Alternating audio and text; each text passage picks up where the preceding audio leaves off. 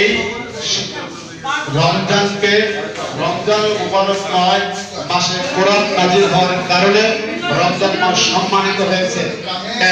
দ্বিতীয় নম্বরে হলো আল্লাহ পাক রব্বুল আলামিন এই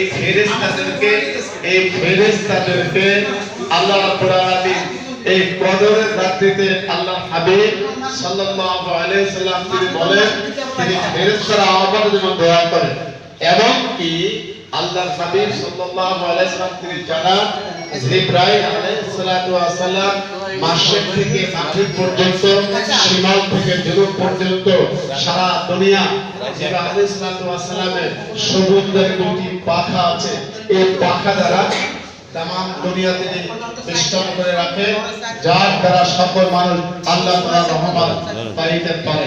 আরেকটি হলো এই রমজান মুবারক মাস এত মহিমান্বিত হওয়ার আরেকটা কারণ হচ্ছে রমজানুল মুবারক মাসে আল্লাহ তাআলা এই কোরআনুল কারীম নাযিল হওয়ার কারণে সবচেয়ে আল্লাহ সম্মানিত করেছেন। তো প্রিয় উপস্থিতি, আপনার অত্যন্ত আজকের শুকরিয়া এবং আল্লাহ পাক রব্বুল আলামিনের কাছে আমরা কৃতজ্ঞতা জানাচ্ছি যে মহান আল্লাহ তাআলা আমাদেরকে যে সুন্দরভাবে আমাদেরকে সুস্থ রেখে আমাদেরকে হায়াতে বাঁচিয়ে আল্লাহ তাবারক তাআলা তিনি আমাদের জন্য যে নিয়ামত দান করেছেন। বলা হয়েছে উম্মতে মুহাম্মাদের জন্য মুসা আলাইহিস সালাম, আদম আলাইহিস সালাম, ইদ্রিস আলাইহিস সালাম, দাউদ আলাইহিস সালাম, সকল পয়গম্বর চেয়ে উম্মতের হায়াতে জিন্দেগি সুন্দর হবে।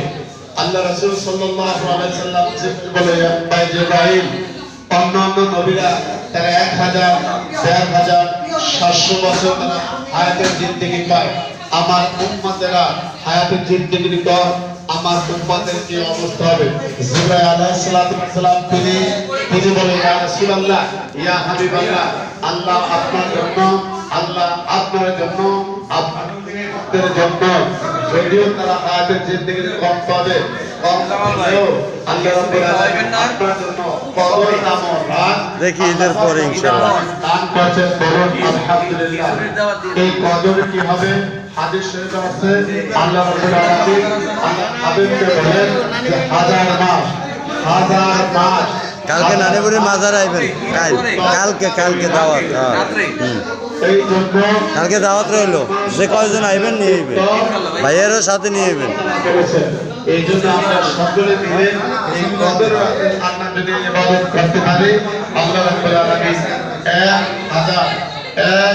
1000 বছর ইবাদত করলে যে সওয়াব হবে, এই কদরের রাতে ইবাদত করলে আল্লাহ তাআলা শহীদ করবেন।